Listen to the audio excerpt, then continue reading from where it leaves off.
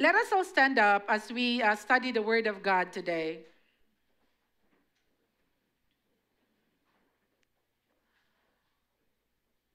Let us all together read Ephesians chapter 4, verse 32. Be kind and compassionate to one another, forgiving each other just as in Christ God forgave you. Let us pray. Ginoo, salamat sa mong topic karong bulana nga mao ang kindness. Salamat Lord nga ikaw gyud ang among model niini. We are praying that you open our hearts or open our minds, that we will be able to see, Lord, who you are as a kind Lord, as a kind God. And Father, we pray that every heart and mind today will be able to receive from you. And mugawas mi ani nga lugar nga naay natanom na tisok nga seed of the word of God sa mong heart, and one day it will bear much fruit. Amo ni gitugyan sa imo nga time of study in Jesus' name. Amen and amen. By the way, nag-decide na ang simbahan no nga na once a month nga men's fellowship. Can we pull the poster? Karong June 7, ako yun mong dasigon, tanan nga lalaki, single or married, on June 7, alas 6 magsugod. Alas 6 lang nato, kay ang mga naapay business or office, magsirado sila alas 5. So 6 to 8 ang atong The Forge. Okay? Mao ni atong men's fellowship. For now, they will be doing small steps lang usa, and that is once a month lang sa sila mag-meet. So karoning June 7, you are mga men nga naa diri, amo mong gidasig to invite a friend. Invite a friend, invite someone na kay kani siyang men's fellowship, dili ni siya serious. No, kining mga lalaki pag magtipok na sila, lahi na ilang vibes. No? So mao na nga ganahan sila na malig-on ang men's fellowship para si Lord mag-raise up og mga godly nga mga papa soon diri sa simbahan. Ang magsugod siya sa discipleship or mentorship within them nga puro mga lalaki. Because they share the same mind and heart kay puro man sila lalaki. So, even mga senior citizen, no, Tay, mo join ka ni Tay ha, men's fellowship. Ang tawag kay The Forge. Okay?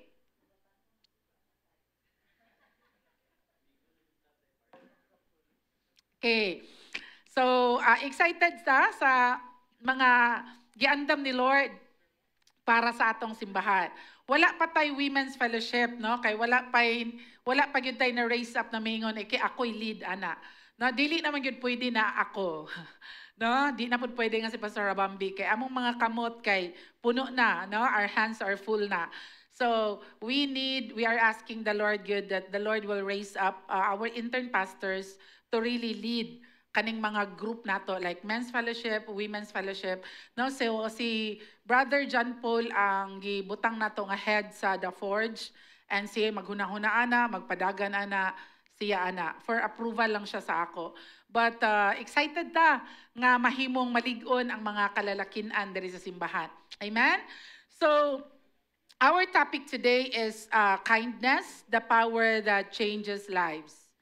Now, kindness is very, kanang dili na siya halos ginaistoryaan or dili na siya halos madunggan.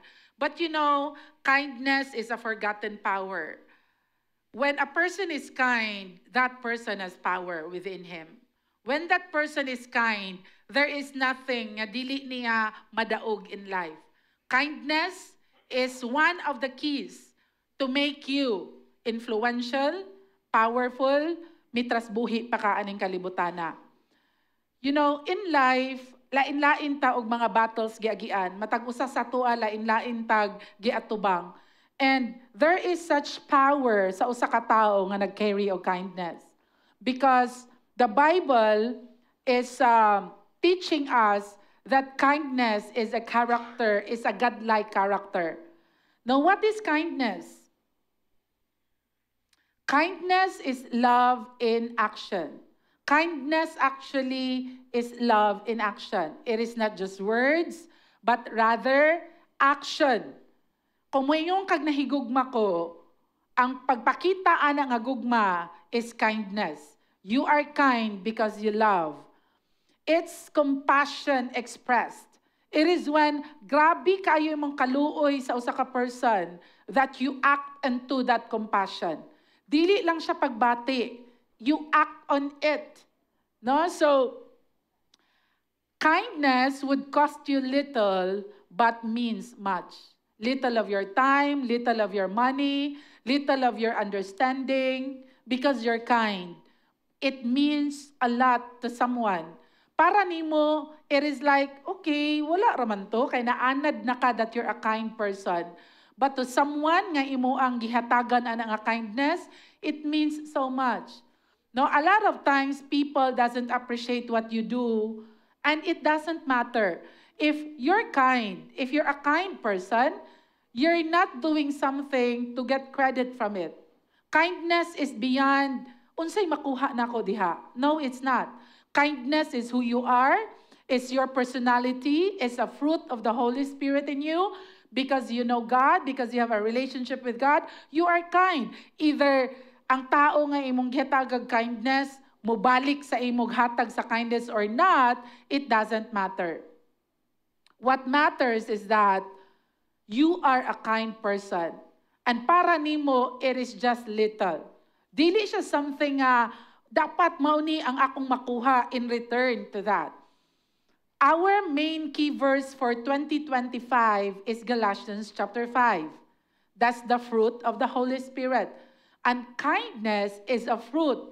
It means that you cannot develop it, let us say, like a skill. Because kindness is not a skill. Driving is a skill, but kindness is a fruit. Kung you're connected with God and you're connected with the Holy Spirit, in due season, kindness will develop in you. Matingala ka. Nganong dili man ko mahimutang, naaman siya ko'y gusto buhaton sa panghitabo karon. Naa kay action nga buhaton sa panghitabo. No, you love, and it is love in action. So Jesus is the ultimate model of our kindness. One example that I can cite today is what happened in Mark chapter 1, verse 40-41.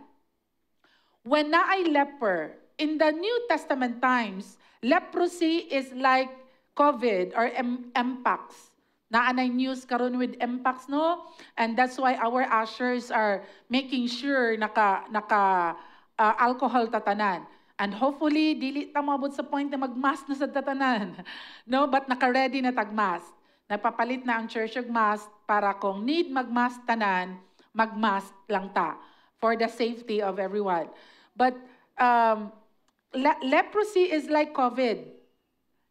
It is something that you need to be isolated because you have leprosy. But Jesus doesn't mind. That's love in action. That's compassion in action. Jesus healed a man in leprosy. Grabe kay siya ka-kind. Nga, kanang iyang giayo, o niduol siya sa tao nga naay leprosy. And that is something that kindness, no, can do. Ang impact niya sa tao. Another example ni Jesus is when an adulterous woman in John chapter 8, verse 1-11, niingon ang mga Pariseo na unsay buhaton nato ani, naay babae diri, she is adulterous. Daghan siya kabit, not just kabit, but iyag yun ning murag trabaho ang pagpanapaw or murag nahimo niyang kinabuhi ang pagpanapaw. And unsay ingon ni Jesus, Jesus is doing a love in action. Ingon siya, kay in the New Testament manggod, stoned to death ang nakasala og adultery. Stoned to death. But you know, ingon si Jesus, kinsay walay sala ninyo tanan diri may muunag bato niya. And one by one, each one of them, hinay-hinay nagpalayo. And si Jesus na lang ang babae na bilin, sila na lang duha. And then siya, woman, asa naman sila ang gusto nga mutulisok nimo? Ingon ang babae, nang lakaw sila. And ingon si Jesus, ako po, dili ka na ko i-condemn. Ipasaylo na ko imong sala, ayaw na pagpadayon o pagpakasala. Sin no more. Because gipasaylo na kanako. And from that day forward, ang babayi nagrepent siya, at nagbago ang kinabuhi. You know, Jesus' kindness is our model. And to his enemies, ang instruction ni Jesus in Luke chapter 23, verse 34, not instruction, but what he said at the cross. To his enemies, sa mga nagmak niya, nagluwa niya, nagbubo niya vinegar, naglansang niya sa cross. Unsay ingon ni Jesus, Father, forgive them, tungod kay wala sila kabalo sa ilang gibuhat. Forgive them. You know, to his enemies, para ni Jesus, forgive them. That's kindness in action. When you are kind, you're not bitter. When you are kind, you don't hold grudges. Yes, nasakitan ka. Yes, below the belt ang gibuhat sa imo, but you choose to forgive. Walay makapildi sa tao na kind. In every battle that you will be facing, when mamunga na kag-kindness, because it is a fruit of the Holy Spirit, you will always win in every argument. You will always win in every battle because you choose to be kind. Kindness is something that each of us must be able to bear kana nga fruit. I-desire nato ba? No, as we get closer with the Holy Spirit, as we get closer with God, by how? By reading the Bible, by coming to church, by being part of a discipleship group, by praying every day. This is the ways to be intimate with God. And as we continue to be intimate with the Lord, mamunga tag kindness igsoon. Bisan unsaon nimo ampo to be kind. Dili na siya something nga ihatag ni Lord. Tungod kay bunga siya sa imong relasyon ni Lord. Dili po siya something nga imo lang i-practice nga kanang mura siyang skill. The more you're intimate with God, the more you study the Bible, the more you're involved in the church, the more you're part of the work of the Lord, the more you pray, mambunga jud kag kindness. Matingala ka nga dili ka pwede walay action buhaton. Grabe nga compassion that turned into action. Grabe nga gugma that turned into action. That is the modeling of Jesus. The power of kindness, the power of God's kindness. Ang pinaka-model nato sa kindness is God Himself. In Romans chapter 2 verse 4, gihangyo ta ako tanang mga lalaki, young and old, to read the word.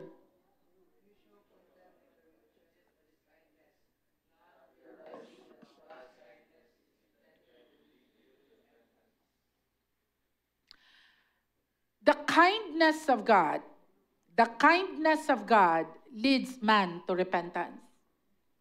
It's not the wrath of God. It's not the punishment of God. God is so kind to me. God is so kind to you that you decided, Lord, magbago na ko. Because in spite of me sinning, you're kind to me. Grabe kaayo ka, Lord, kamaayo. Mo nang magrepent na ko, ingon ang Bible. It's the kindness of God. It's the goodness of God that leads man to repentance. Because sa panahon ni Igsoon na nagpakasala ta, grabe, gigukod ta sa gugma sa Diyos in action. Kindness is love in action. In spite sa panahon niya nagpakasala ta, God sent someone, God sent His blessing na I break through. In spite sa watay ayo ha. And then here we are and say, Lord, grabe ka ka-kind sa ko ah. It's love in action. Makita, masinati ni mo ang gugma sa Diyos through what He is doing. And here we are and say, Lord, magbago na ko. Not because of the wrath of God, not because of the punishment of God. No, it's the kindness of God. And each one of us, daghang panahon, let us say, nga dapat katungatay, maingani na ka, maingani unta ka, ingani unta ang consequences, but gipreserve ka ni Lord. Gitagaan ka ni Lord sa iyang mercy o sa iyang goodness. His kindness to us. And ni-decide ta, Lord, magbago na ko. It's the kindness of God. The power of kindness, of God's kindness. Titus chapter 3 verse 4 to 5. Gihamyo na ko tanang mga babayi, young and old to read.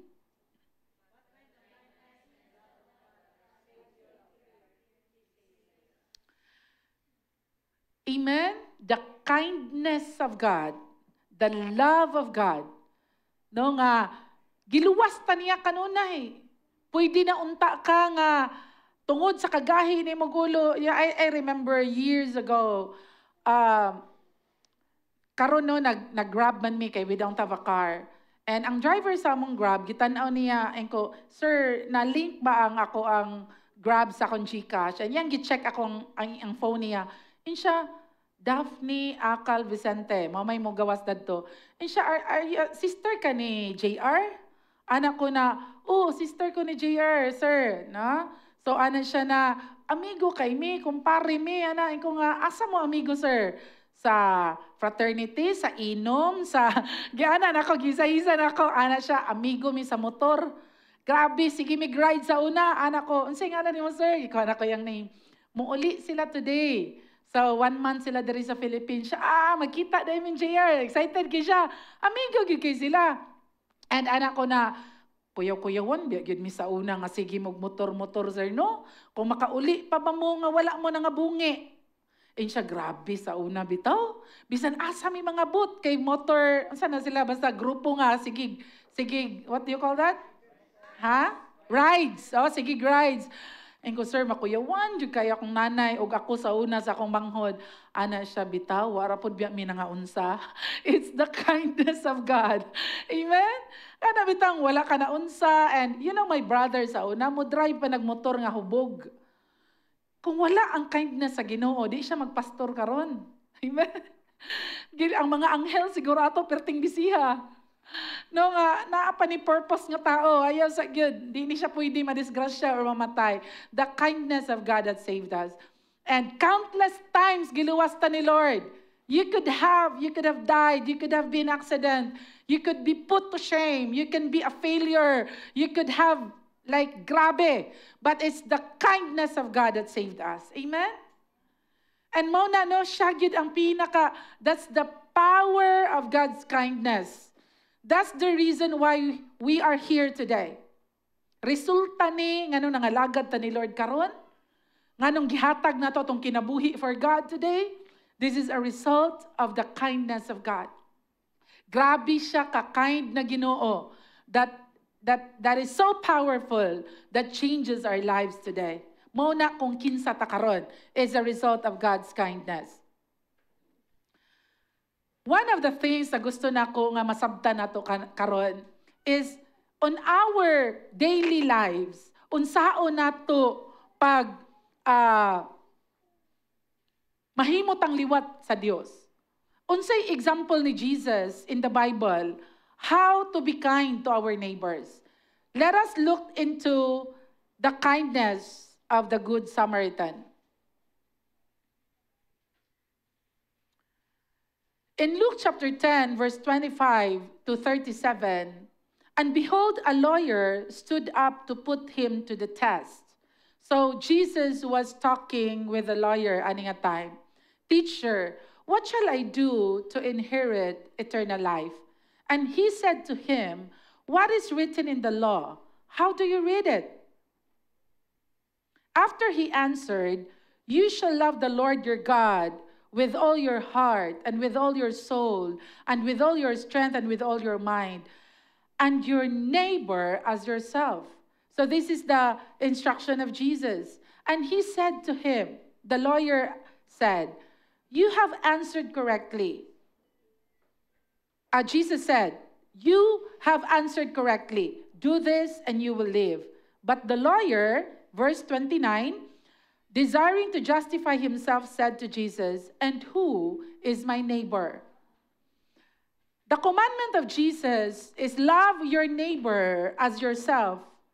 Is kini nga gugma igsuon that is put to action is called kindness. Gugma that is put to action is called kindness. In 1 Corinthians chapter 13, love is patient, love is kind. So many times, malimot ta that ang pinaka makita sa tao sa ato is not our degree, is not even our income, is not even unsa atong na-build, It's who we are as a person. Ang tao igsoon, dili siya mag-matter kung kinsa ka educationally, kung kinsa ka unsay na build nimo, kinsa ka. Ang tao iyang ma-remember sa imoa is your kindness. At the end of our lives, in every funeral that I went to, and every funeral na akong giwalihan, they would always remember the kindness of the person. They would always remember, sa buhi pa siya, unsa siya ka-kind, a love in action. And Jesus is saying to this lawyer, love God, love your neighbor. And his question is, who is my neighbor? And so Jesus replied, there was a man, in verse 30, going down from Jerusalem to Jericho, he fell among robbers who stripped him and beat him and departed, leaving him half dead. Now by chance, so this man is half dead, stripped of everything. Tanan gikawat sa iya, gikulata siya, and then gipasagdan siya sa dalan. A priest was going down that road, and when he saw him, he passed by on the other side. Naadiri ang tawo, nga gikulata o gibiyaan, gikawatan. Naay priest nga nilabay diri nga road, nitabok siya sa Picas Road, nibalhin siya diri para makaagi siya padulong sa temple. He's busy and he's working, and wala siya time because naa siya work sa church. Naa siya trabaho sa church. So likewise, a Levite, also a worker in the church, when he came to the place and saw him, the same. Naadiri ang tawo nga gikulata, gikawatan, nitabok sa siya sa Pika side. Kay gadali ko, na late na ko sa amo ang kuan, prayer meeting, let us say. But I, Samaritan and Jews views religious, ilang religious views dili pareho. Dako og kalainan ang Samaritan ug ang Jews. Ang Samaritan, nagtuo sila nga kini nga mountain, mao gyud ni ang temple. Ang Jews, nagtuo sila nga kanigyud nga temple, mao gyud ni. So they worship God differently, they view the scriptures differently, and grabe ilang hatred with one another. Through the years, dili gyud sila magkahiusa. That's why when Jesus talked to a Samaritan woman sa well, grabe kay ito ka-controversial. Because Jews don't talk to women. Labaw na, they don't talk to Samaritans. It's like, naa sila beef. Ang utana ko sa akong anak kaganina, unsa gyud ng Gen Z karon nga term? Samaritans and Jews, naa sila beef with each other. Amen? So, and it's really something na kanang controversial katong gibuhat ni Jesus. Nga nakikistorya siya sa Samaritan woman. Aniyang giignan nga, naa ka, ikalima na nimo ni nga bana. And mauna, and ipasaylo ka nako. And iyang gi-reveal kinsa siya. Nga, if you drink of this well, you will never be thirsty because I am the living water. So Jesus reveals himself to a Samaritan woman. And that Samaritan woman understood who Jesus was and shared to all Samaritans nga naabot na ang atong manluluwas na gihulat. And you know, this story that a Samaritan is not a friend but rather an enemy. Ang naa sa ang gikulata sa daplin sa dalan, Jew to siya. Ang priest was a Jew, ang Levite also is a Jew. And an enemy, a Samaritan, as he journeyed, came to where he was. And when he saw him, he had compassion. Grabe ang kaluoy nga gibati sa Samaritan. Sa usa ka tawo nga gi-stripped of everything. Tanan gikuha sa iya, gikulata siya, gibiyaan siya sa daplin sa dalan. And this Samaritan, an enemy, someone nga na sila beef with, saw him and had compassion. He went to him, iyang gibound iyang wounds, iyang gigamit iyang own resources, na siya'y dala nga oil, na siya'y dala nga wine sa iyang journey, iyang own resources iyang gigamit, gipur niya ngadto sa wound, and then he set him on his own animal, Iyang gidala, iyang giuban, gipasakay niya sa iyang donkey, probably donkey ni or horse, and brought him to an inn and took care of him. This verse 34 is kindness. Wala lang siya ni bati o kaluoy, ni buhat siya. Unsay naa niya, gamay nga oil, gamay nga wine. Iyang immediate niya, gi-first aid niya ang wound. Iyang gi-bind ang wound. Nag-first aid siya. Wala lang niya gibiyaan dira. Iyang gisakay, iyang gidala og in. Ang ngadto sa in, ang iyang giingon, gibarya niya, and niingon siya sa innkeeper. I-take care ni nga tawo, hantod maulian siya, whatever you spend, I will pay. Igsoon, this is kindness. Someone nga dili mo amigo, someone gani sa ilang time is an enemy. Enemies ang Samaritan o ang Jews. Pero siya ang nibuhat sa dapat buhaton sa priest o sa Levite. This is kindness in action. And Jesus asked the lawyer, which in verse 36, which of these three do you think proved to be a neighbor to the man who fell among the robbers?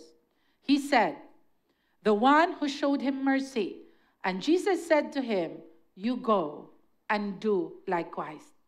Remember, ang pangutana sa lawyer, how can I have eternal life? That's the question.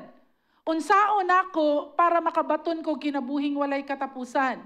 Ingon si Jesus, higugmaa ang Dios with all your strength, your everything that you have.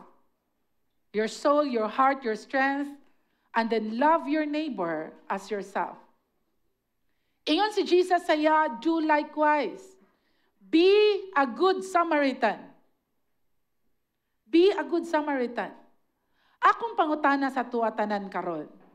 Are you kind to your husband? Are you kind to your wife? Are you kind to your children? Because most of the time, malimta nato, we're so kind outside the house, but inside the house, they see us unkind and so cruel. Nalimot ta that our husband is our nearest neighbor. Our wife is our nearest neighbor. Our children is our nearest neighbor. And the devil is so good at making your nearest neighbor your enemy. Every time I would ask my children, they're brothers, 3 brothers. We always tell them, mawala naming tulo, kamo nalay mabilin. You're brothers. You should be for each other. But you know, every time I ask them with a brother and their friend today, their very closest friend, they would rather choose that friend rather than their brother. Because inside the house, they have beef. Mama, please respect. I have a beef with Gabriel. Unsa naman ni? Oy, Mama, please respect. I don't like David today. Ana na. Okay. Mao ba ni mo nagyud ni parenting ron? Di ba? Anak, you work with Mama, no. I would rather choose. Mamili sila kinsa ilang partner, mangguna, partner nila magtrabaho, kay they're not in good terms with a certain brother. And that is just reality. Kung pwede pa lang mayon ko sa kumbana, okay, di sa ta magstorya na 1 week. Ana no? Kay murag di gyud ko okay karon. And the enemy is winning in our homes. There is no question with us being kind outside our homes because most of the time we have this idea of like really being a good person outside. Kay murag kinanglan maayog yung ko nga tao sa gawas. Nalimot ta igsuon nga ang pinaka-importante nga mailhan ka nga kind is sa sulod sa imong balay. Ingnay mong tapad, be kind to me. Sa sulod sa balay, diha ang grabe ka harsh nga words. Sa sulod sa balay, diha ang below the belt nga magistorya ay. Sa sulod sa balay. Because we're not like, okay, akong neighbor is kato among silingan. But kini family ni. Your family is your nearest neighbor. There are 2 commandments. Love God and love your neighbor. Your nearest neighbor. Mao pag yun na nga neighbor, ang dili mo biya nimo kung biyaan ka sa tanan. Mao pag yun na ang neighbor. Nga bisan pag biyaan ka sa tanan, imong blood.